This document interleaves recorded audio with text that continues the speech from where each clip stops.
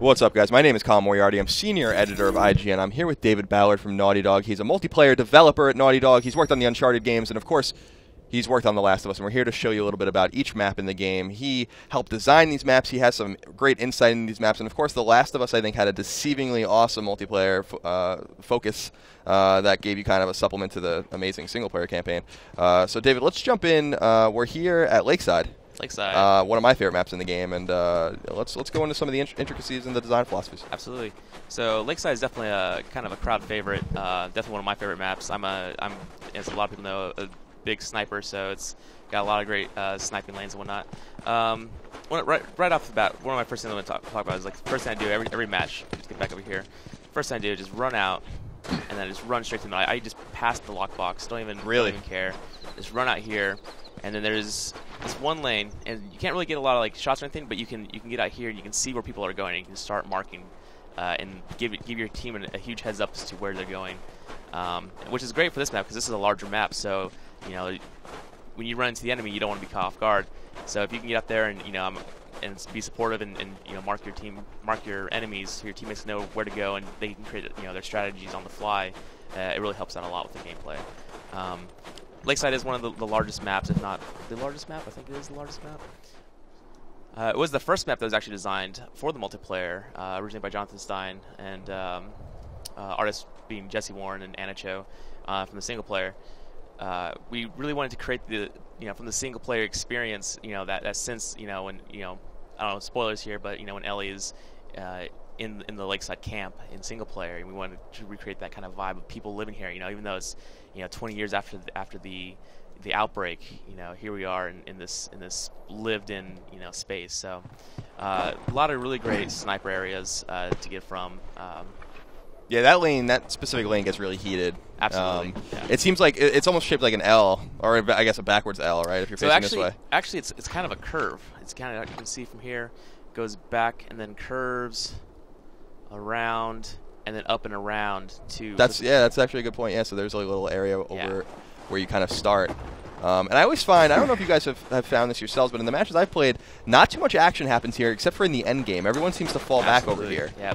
So, little behind the scenes. Originally, this wall was not here. This was the entrance. This was the gate to a barn, and the barn was the original base. And you'd start all the way back here. And what we found was that by the time players met each other, we were always down here, and there wasn't much action upstairs. So, we balanced it out, tried to add some more interesting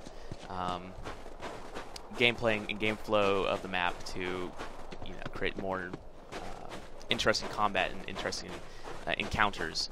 Encounter is very important in our game to make sure that when teams meet each other, then they can what we call fronts. They initiate what we call a front, where okay, I know where you are.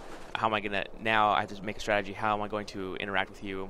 I have to know where my teammates are, know where your teammates are, and how am I going to best you? And am I going to create items? Am I going to have a battle with you? Am I going to trick you and come around and try and flank you? What's going to happen? So, this right here is actually these little closets are all throughout multiplayer, and the point of them is to allow you to come here and feel safe while you craft or something. So that way you're not in the open.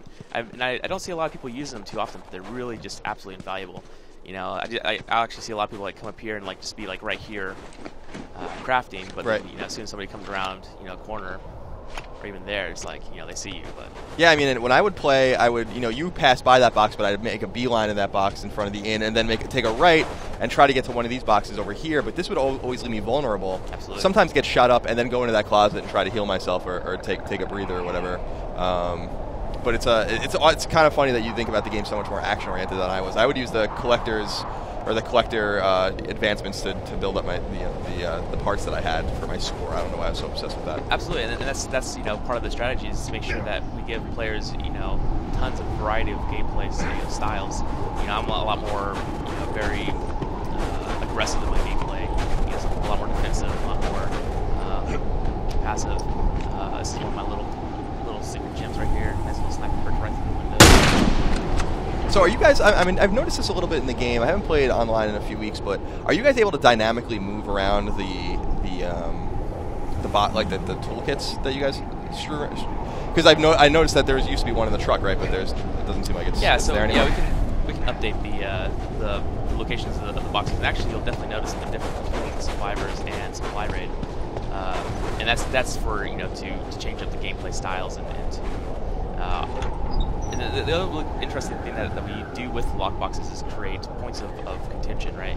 We'll actually have, as you'll notice, like these as you're saying, you'll make a beeline to these other boxes, but you know what? So is the other team. So these actually become, as you'll notice, hot points of combat, because now everybody's trying to fight over that box. That's where all the goodies are, right? So there's a lot of combat in this little corner, which is really fun. Yeah, what happens? So down here, probably in my match, is the least used part of the map, but some crazy stuff happens here once in a while, where people fall back, and there end up being 4-on-4 battles here sometimes. So what have you guys found in your game testing and just kind of observing the multiplayer maps from this little area? So every place has its purpose, right?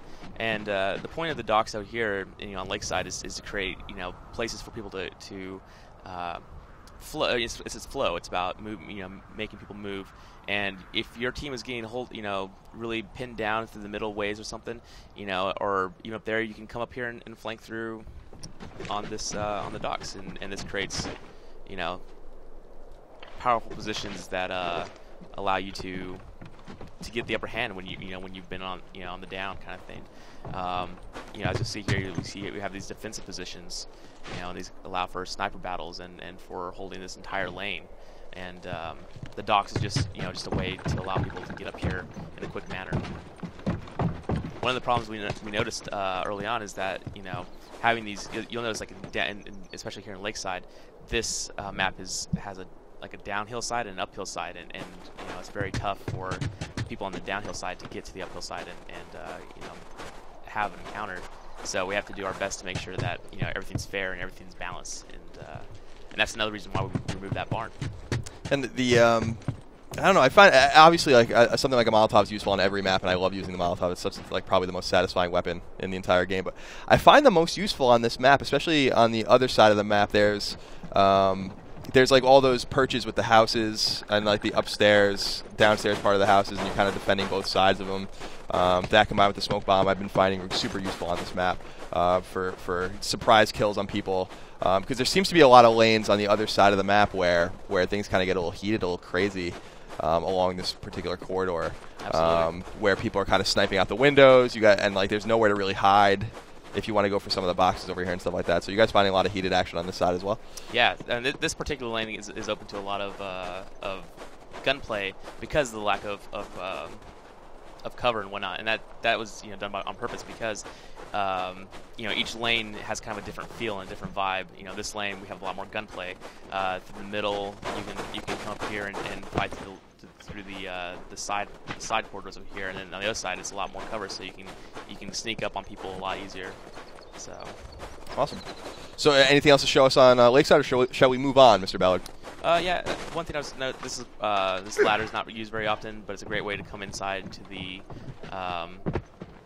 lodge here to sneak up on enemies who are holed up inside, who are if they're down to the last few people, they kind of usually hold up. Yeah, I know. I always retreat to the building when I'm the last one on my map, and it's usually not a good sign for me. I struggle when it's 3-on-1 or 4-on-1, but as I think most players do. But yeah, and I get a lot of satisfaction of shooting people on the ladder as they're climbing as well. If you're hiding behind the U-Haul thing over there in the corner. I just want to talk a little bit about how the map changed as we were iterating on it, and each of these maps had literally hundreds of edits and changes to them as we went through. But in the original map, I did mention that we originally had the barn behind this gated area over here. Well, this building here was not originally base. He was not able to go into the inside, and there was actually, when we created it as the main base, we had a third floor up here, which is very interesting. And then also huge change to the map that we changed was you were originally able to get on top of these buildings. All these buildings had rooftops that you would get onto, and there would be ladders that you would climb up to the top, and then this would be a power position where people would come up here to snipe. But the problem being that the views from up there would look over the entire map, and not only did it hinder us technically, but also it was just an overpowered position, and you could snipe people from anywhere. Cool. So Yeah, Lakeside, still one of my favorite maps, even after the last recording when I said it was still my favorite map. Ballard, let's move on to the next map. Keep it tuned to IGN for more on The Last of Us.